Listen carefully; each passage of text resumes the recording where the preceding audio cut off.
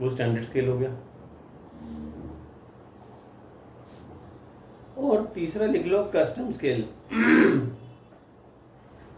Custom के आगे लिख लो यूजर डिफाइंड स्केल।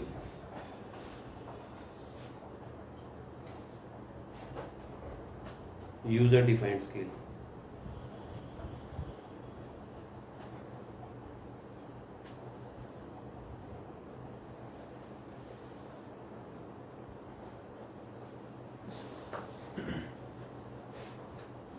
ठीक है, यूजर डिफाइंड स्केल। तो जो आप अपने आप से देंगे उसको हम कस्टम स्केल कहते हैं। ठीक, ये जो भी सेटिंग्स हमने करी सारी जो भी सेटिंग्स हमने करी, ये हम चाहते थे कि ये सारी सेटिंग्स हम इसको सेव कर लें, सो दैट जब हमें दोबारा प्रिंट आउट निकालना पड़े तो फिर हमें ये सारी मेहनत दोबारा ना करनी पड़े। हम चाहते हैं कि बस हम ओके प्रिंट दें और प्रिंट निकल जाए। ठीक है, तो हम यहाँ पर तो हम क्या करेंगे, यहाँ पर पेज सेटअप लिखा हुआ है, इस पे जाके यहाँ पे जाके ऐड पे क्लिक करते हैं। ठीक है, ऐड पे क्लिक करने के बाद आपने देखा इसने आपसे पूछा न्यू पेज सेटअप नेम, इसका नाम बता दो। मैं इसको कुछ भी नाम से सेव कर सकता था, जैसे कि मैंने यहाँ पे क्या किया, जैसे डिटेल थी, मान लो यहाँ पे मैंने इसका नाम टाइप कर दिया डिटेल ए। ठीक है जी, मैं इसको डिटेल ए के नाम से सेव करना चाहता था, मैंने ये लिया और ओके कर दिया, तो ये मेरा डिटेल ए के नाम से सेव हो गया। ठीक है, मुझे पता नहीं एग्जैक्टली डिटेल इसमें क्या आती है, तो जैसे लिखा हुआ ना नेम प्लेट है N5 है, जो भी आप कुछ भी नाम लिख सकते हो, मैंने डिटेल ए के नाम से इसको सेव कर दिया। आई बात समझ। अब मुझे ड्राइंग का दूसरा प्रिंट निकालना था, मैंने क्या किया, दूसरा प्रिंट निकालने के लिए फिर से हम गए, मैंने यहाँ से पेपर साइज बदल दिया। हमने पिछली बारी A3 लिया था, तो अब की बारी मैंने पेपर साइज ले लिया A1। ये देखो बड़ा ले लिया ना। अब हमें फाइनल प्रिंट निकालना था, विंडो लिया आपने और जितने हिस्से का प्रिंट निकालना था उसके आसपास आपने एक विंडो बनाई। ये देखिए ऐसे कवर कर दिया इसको मैंने पूरा। क्योंकि स्केल अभी भी इसमें 15 का दिखा रहा है, तो ये तो सारा गलत ही है। फिट टू पेपर कर दो इसको आप। फिट टू पेपर करने के बाद हमने जब इसका प्रीव्यू देखा तो आपको ड्राइंग पूरी इस पर फिट नज़र आ रही है ना, और स्केल दिखा रहा है 1:26 का। ये मेरे को मान लो कि ऐसे ही चाहिए था। अब मैं चाहता हूँ इस सेटिंग्स को हम सेव कर लें। ठीक है, तो आप क्या करेंगे, ऐड पे क्लिक करेंगे। मैंने यहाँ पे फुल के नाम से इसको सेव कर दिया, क्योंकि मैं इसमें फुल ले रहा हूँ, फुल कलर, क्योंकि मैंने पूरे को कलर में ले लिया, फुल कलर हो गया। ठीक है, अब हम इससे आगे बढ़ते हैं। यहाँ पर आप देखिए एक जगह लिखा लैंडस्केप और एक जगह लिखा पोर्ट्रेट। जब मैंने इसको लैंडस्केप में देखा तो स्केल 26 था, जब पोर्ट्रेट में लिया तो स्केल 37 का हो गया। ये देखो आप, ये दरअसल हुआ क्या, ये हुआ, अगर हमें पेपर की लंबाई के साथ ड्राइंग की लंबाई को मैच करना है तो हम इसको लैंडस्केप में रखते हैं। जैसे मैंने पहले रखा था वो ठीक था ना, ये ठीक था, इसमें बड़ा भी आ रहा था, सही 26 का आ रहा था।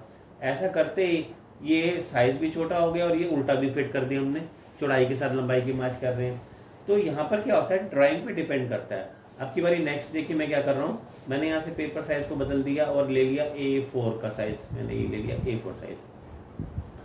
विंडो में गए, अब की बार मैंने यहाँ से ये वाली ड्राइंग कवर की, ये देखो डिटेलिंग के लिए ये वाली ड्राइंग कवर की मैंने, ये वाली की। ऐसे आप देख लो मेरी ड्राइंग लंबाई में है ना। अब मैंने इसको लैंडस्केप में रखा हुआ था जब, और हमने इसको देखा तो ये तो ऐसे आ रहा है। हम चाहते थे कि ये हाइट में थी तो हमने इसको पोर्ट्रेट ले लिया। पोर्ट्रेट करने पे ठीक सेटिंग बैठ गई। ये देखिए जब हमारी ड्राइंग हाइट में होती है तो उसको पोर्ट्रेट पे रखते हैं, और लंबाई के साथ मैच करने के लिए हम रखते हैं लैंडस्केप में।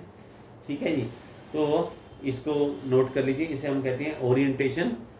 ओरिएंटेशन में ड्राइंग की लेंथ को पेपर के साथ मैच करने के लिए landscape, length of paper two length of drawing landscape, and height of paper height of paper to length of drawing portrait।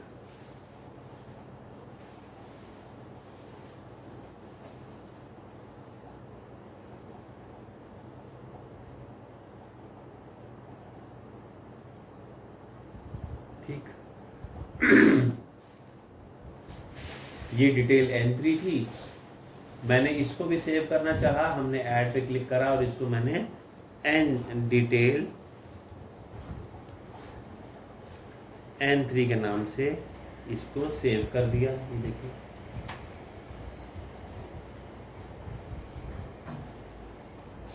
ठीक है जी, कर दिया इसको मैंने करके, और ये देखिए ये हमारी डिटेल N3 के नाम से सेव हो गई।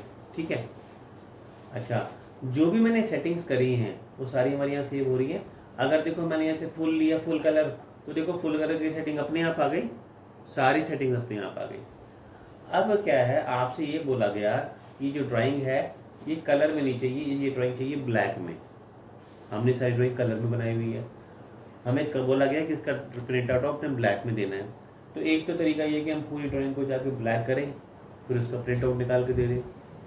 मगर ऐसा भी हो सकता है कि कुछ दिन बाद दोबारा हमसे कलर में मांगी जाए, है ना।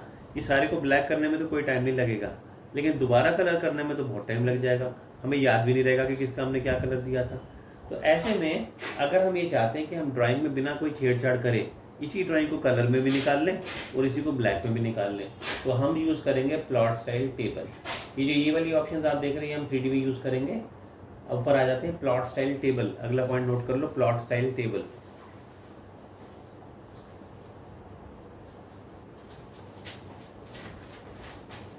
यहाँ पर आप देखो, सबसे फर्स्ट लिखा हुआ है नन। अगर हमें कलर प्रिंटिंग चाहिए तो आप इसको नन पे रखें, नोट कर लो, नन, NONE, इसके आगे लिख लो for colour printing, for colour printing. ठीक है, अगर मुझे इसी ड्राइंग को ब्लैक में निकालना है तो आप यहाँ से जाके सिलेक्ट कर लेंगे मोनोक्रोम। देख रहे हैं आप, ये रहा मोनोक्रोम। मोनोक्रोम को सिलेक्ट कर दिया, यस कर दिया, और हमने प्रीव्यू देखा तो ये देखो आप, अब सारी ड्राइंग ब्लैक आ रही है, हमने ड्राइंग में कोई छेड़छाड़ नहीं करी और पूरी ड्राइंग ब्लैक होगी, ये देखिए। ठीक, नोट कर लीजिए अगला, monochrome, MONOCHROME, monochrome for black printing.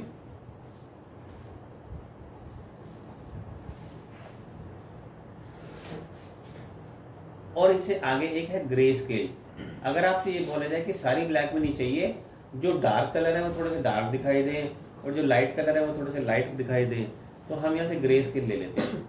Grey scale लेने के बाद आपने देखा क्या हुआ, ऐसे आप देख रहे हैं, जो हल्के कलर में बनाई थी वो लाइट दिखाई दे रही हैं, जो डार्क कलर में बनाई थी वो डार्क दिखाई दे रही हैं। तो कलर का वेरिएशन आ गया ना, कॉन्ट्रास्ट आ गया इसके बीच में, तो ये आ गया। ठीक है जी।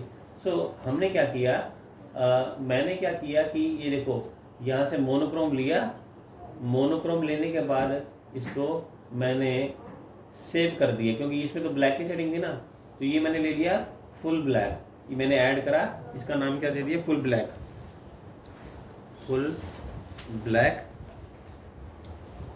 तो इससे मैं अंदाज़ा हो जाएगा कि पूरा ब्लैक में निकालेंगे, पूरी ड्राइंग है इसमें, ये देखिए। और ऐसे ही मैंने यहाँ से जब यहाँ से ग्रे स्केल ले लिया, यस कर दिया, अब आप देखो तो ग्रे में दिखाई दे रहा है सारा कुछ। यहाँ से मैंने भी इसको भी ऐड कर दिया और इसको मैंने फुल ग्रे लिख दिया।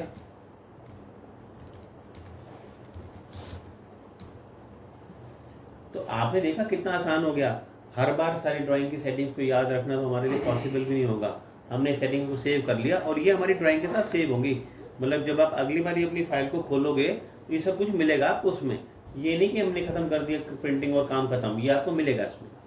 तो आपकी जगह अगर आपकी सीट पे कोई और भी बैठा होगा और आप उसको फ़ोन पे ही समझा दोगे ना कि जाके प्रिंट आउट निकाल लो, फुल कर लो और ओके कर दो, ख़त्म। कोई सेटिंग बताने की ज़रूरत नहीं है, कुछ बताने की ज़रूरत नहीं है। ठीक है जी। अच्छा, उसमें उसके आगे लिख लिया आपने, ग्रे स्केल के आगे लिख लीजिए shades of black. Shades of black, यहाँ ब्लैक के शेड्स होते हैं, उसमें हल्का अगर हम वाइट मिक्स करते रहेंगे तो अलग अलग शेड बन जाते हैं। फिर यहाँ पे आ जाते हैं पेज सेटअप। ये हम अगला पॉइंट नोट कर लीजिए, पेज सेटअप। पेज सेटअप के लिए आप लिख सकते हैं, पेज सेटअप में इसमें हम सभी प्रिंटिंग्स की सेटिंग्स को, इसमें हम सभी प्रिंटिंग्स की सेटिंग को एक नाम देकर, सभी प्रिंटिंग की सेटिंग को एक नाम देकर सेव कर सकते हैं। सभी प्रिंटिंग की सेटिंग्स को एक नाम देकर सेव कर सकती हैं। ठीक है जी। तो अब कितना आसान है मेरे लिए काम। जब मुझे प्रिंट आउट निकालना है डिटेल ए का, फटाफट सेलेक्ट करो, डिटेल ए लो और ये देखो आ गया। जब मुझे प्रिंट आउट निकालना है डिटेल एन का, तो आप देखो डिटेल एन का प्रिंट आ गया। जब मुझे प्रिंट निकालना है फुल ब्लैक का, तो फुल ब्लैक आ गया। देखो प्रीव्यू दिखा रहा हूँ आपको। जो भी सेटिंग मुझे चाहिए, फुल कलर और ये फुल ग्रे तो फुल ग्रे, है ना। काम बहुत आसान हो गया। अच्छा जी, अब क्या है, जब आप प्रीव्यू देखते हैं तो प्रीव्यू में आपको कुछ ऐसा नजर आता है कि बिल्कुल क्लियरली आपको व्हाइट कलर पे पेपर दिखाई दे रहा है और बाकी जो दिखाई दे रही है ड्राइंग नजर आ रही है। जब हम इसका प्रिंट आउट निकालेंगे तो बिल्कुल सेम टू सेम ऐसे प्रिंट आउट आएगा जैसा आपको यहाँ प्रीव्यू दिखाई दे रहा है। हमारे पास यहाँ पे ऑप्शन होती है, जैसे मैं इस माउस को स्क्रॉल कर रहा हूँ तो ये देखो जूम इन कर रहा है। आप इसको ऐसे जूम इन जूम आउट करके छोटा बड़ा करके देख भी सकते हैं। बीच के बटन को प्रेस करके पैन भी कर सकते हैं, जैसे हम ड्राइंग में भी किया करते थे। अगर आपको ड्राइंग में फाइनल चेक निकालना है, हमारी ड्राइंग प्रिंटिंग के लिए बिल्कुल तैयार है और हम चेक कर रहे हैं कि कोई कमी तो नहीं रहेगी इसमें, तो आप इसमें से ऐसे देख सकते हैं। अगर इसमें कोई कमी रह गई है तो आपको जाके ड्राइंग में ठीक करना पड़ेगा, इसके अंदर ठीक नहीं होगा क्योंकि ये तो प्रीव्यू है ना। यहाँ पे आप ठीक नहीं कर पाएंगे। यहाँ पे आप देखो मैंने राइट क्लिक किया तो हमारे पास एक ऑप्शन है जिसमें लिखा है जूम ओरिजिनल करने पे आपको वापस वहीं ले आएगा जहाँ हमारा ओरिजिनल था। हमने जूम कर लिया था ना, बड़ा कर दिया था उसको। इसमें दूसरी नंबर पे ऑप्शन जूम विंडो की भी है। विंडो में क्या होगा, आप जितने हिस्से को सिलेक्ट करके बड़ा करके देखेंगे उतने हिस्से को बड़ा करके दिखाएगा। मैंने विंडो लिया, उतने हिस्से को बड़ा कर लिया। मतलब अगर हमें डिटेलिंग चेक करने के लिए बेसिकली कुछ भी देखना हो उसको हम जूम विंडो कर लेंगे और जूम ओरिजिनल करते वैसे कर देंगे। ठीक है। जूम रियल टाइम तो आपको पता ही है। देखो इस वाले ये जो मैग्नीफाइंग लेंस है इसके आगे आप देख रहे हो आगे प्लस का निशान बना है और पीछे माइनस का। दैट मीन्स कि जब आप इसको आगे बढ़ाओगे तो ये साइज बढ़ता नजर आएगा, पीछे करने पे साइज छोटा नजर आता है। और पैन करने के लिए ये हम ऐसे यहाँ पे प्रेस कर लेते हैं बीच वाले बटन को, तो यहाँ से हम पैन भी कर सकते हैं। अगर आपके माउस का बीच वाला बटन खराब हो और उससे पैन ना हो रहा हो या ये स्क्रॉल भी ना हो रहा हो तो हमारे पास यहाँ पे ऑप्शन है, ये रहा। आप यहाँ पे जाइए और यहाँ से पैन ले लीजिए। तो ये मैं लेफ्ट बटन से पैन कर पा रहा हूँ।